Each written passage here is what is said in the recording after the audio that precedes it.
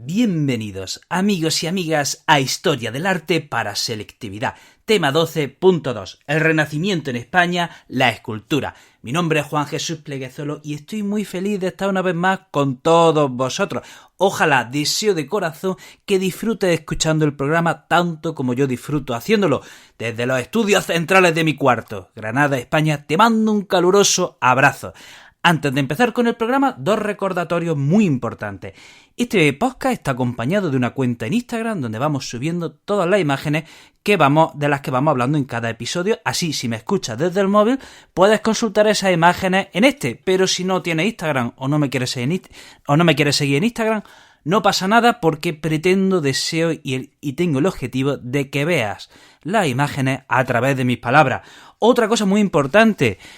Si estás en segundo de bachillerato o estás estudiando oposiciones, te puede ayudar mi libro Los 10 hábitos del estudiante exitoso que te ayudará a sacar el máximo provecho de tu tiempo de estudio. Y bueno, vamos a empezar ya con el programa. Vamos a hablar del Renacimiento en España, la escultura. Muchas de las cosas que vamos a decir ya las hemos repetido en el episodio anterior, cuando hablábamos de la arquitectura, pero mejor, así te quedará más claro. Bueno, tenemos que decir que a lo largo del siglo XVI, de manera progresiva, lenta, casi imperceptible, se va abandonando las formas góticas y se van adoptando las formas renacentistas. Hay una transformación lenta, y poco a poco se va pasando a un renacimiento puro, ¿de acuerdo? A un renacimiento donde ya, pues adiós al gótico forever and ever.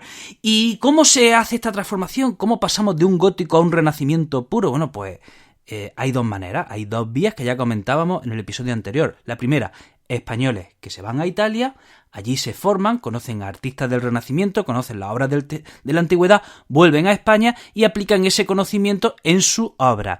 Segunda vía, vienen artistas franceses e italianos a España y aplican ese conocimiento que traen de sus países y de esa manera nos traen el Renacimiento. Esto era como una especie, el Erasmus, una Erasmus pero para artistas de la época, ¿no? Para que me entendáis. ¿En qué formato se da la escultura del Renacimiento en España? Bueno, pues primero, en la imaginería religiosa. En la imaginería religiosa tenemos, por un lado, la madera policromada y, por otro lado, los retablos. Y además también tenemos monumentos funerarios, especialmente dedicados a príncipes, a nobles, a eclesiásticos. Y, como decía antes, a lo largo del siglo XVI vamos viendo cómo se va evolucionando desde un tímido renacimiento a un clasicismo patente.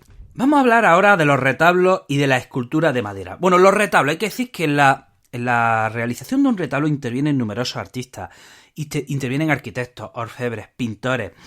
¿Cómo es un retablo? Un retablo es una estructura arquitectónica que alberga un programa escultórico. Se compone de un banco y de varios cuerpos superpuestos y finalmente un ático. Verticalmente se divide en calles que están divididas por columnas, frisos y frontones. Y, bueno, las esculturas en bulto suelen estar en hornacina. Luego tenemos la madera policromada, que se usa para trabajar las distintas técnicas del periodo anterior. Por ejemplo, el estofado. ¿Y qué hacía esta técnica de peculiar nombre? Pues darle a la madera una apariencia dorada. Imitaba el oro.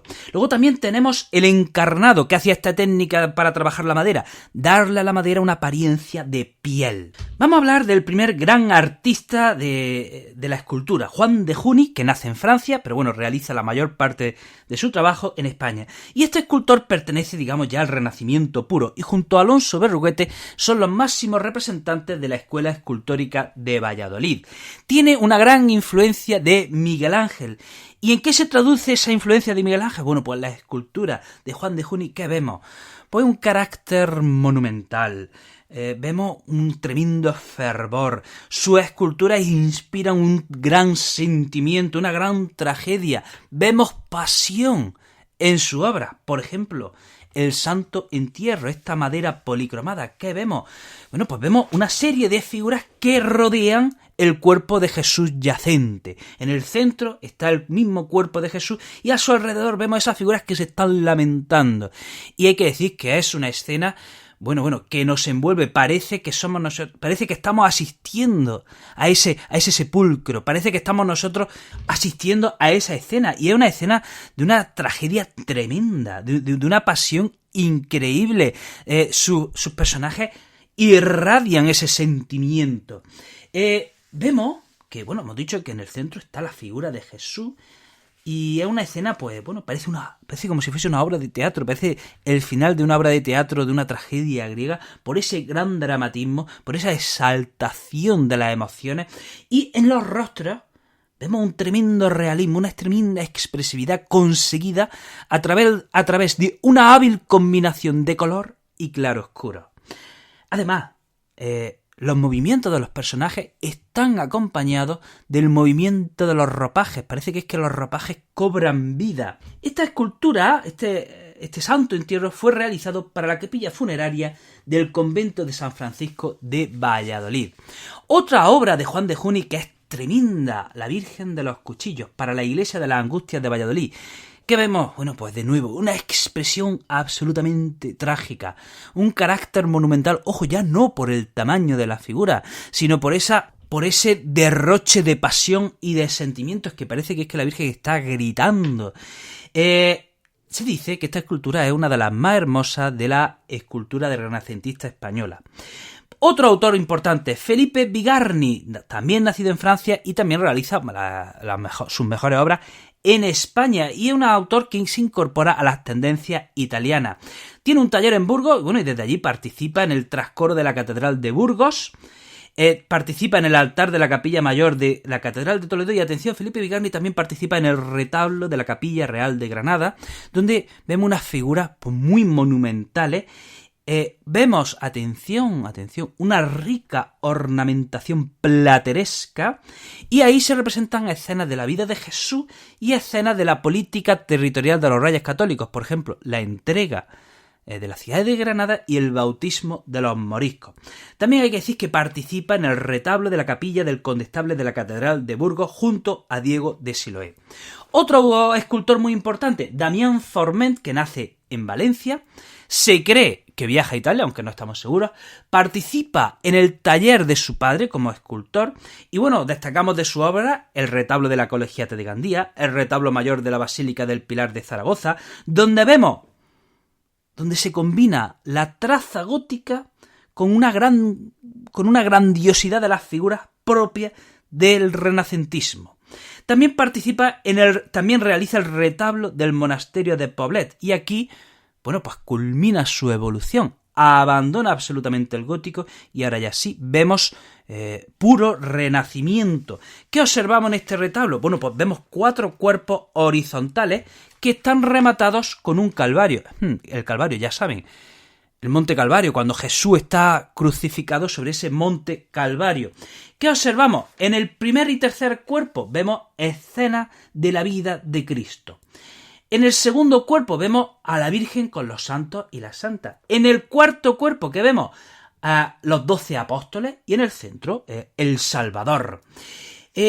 Hay figuras que están en hornacinas, y vemos que esos ya son elementos propios del Renacimiento. O sea, aquí vemos que las composiciones medievales, adiós muy buenas, ya no sirven, ya no están. También tenemos que destacar de este autor el retablo del Santo Domingo de la Calzada, donde vemos una profusión de figuras. Están hechas en madera dorada y policromada. Y una cosa curiosa de este retablo es que se alternan personajes religiosos con personajes mitológicos. Vemos también, escultura en bulto redondo, altos relieves, bajos relieves, etc. Vamos a hablar ahora de la escultura regia que se da en el último tercio del siglo XVI, especialmente con Felipe II. Aquí tenemos un manierismo clasicista. Aquí vemos equilibrio, vemos sobriedad. Por esta fecha, tenemos el Concilio de Trento, se ha iniciado la Contrarreforma, y aquí la escultura al final no deja de ser un medio de propaganda de esa contrarreforma. Por eso se dan grandes retablos, grandes grupos escultóricos religiosos hechos en madera y también en bronce. Tenemos que destacar el Escorial como centro donde están algunas de las más importantes esculturas de este periodo. Autores de esta época tenemos a León y a Pompeyo Leoni, padre e hijo. León Leoni era un broncista de Milán que es llamado a trabajar por Carlos V y realiza Carlos V y el Furor, una obra en la que vemos a Carlos V como victorioso y pacificador, de una manera triunfante. Por un lado sostiene una lanza y por otro lado la empuñadura de una espada y está dominando al Furor. ¿Qué destacamos? La monumentalidad, el realismo, el estudio anatómico de esas partes del cuerpo que no cubre la armadura. Con su hijo Pompeyo realiza los grupos funerarios de Carlos V y Felipe II. En bronce dorado tenemos a los monarcas y a sus familiares. A la izquierda vemos al emperador y a la emperatriz, a las hermanas de Carlos, Leonor y María, y a su hija María. Y en el lado derecho a Felipe II con Ana de Austria, Isabel de Valois, María de Portugal y el príncipe Carlos. Y finalmente vamos a hablar de Alonso Berruguete, hijo de Pedro Berruguete, que se forma en Florencia y en Roma. Allí, pues no, recibe la influencia de Miguel Ángel, de Donatello, de Jacopo de la Quercia, y bueno, regresa a Valladolid y allí imprime a su escultura, bueno, pues un carácter de un fuerte dramatismo y de emoción. Destacamos de su obra El sacrificio de Isaac y el San Cristóbal.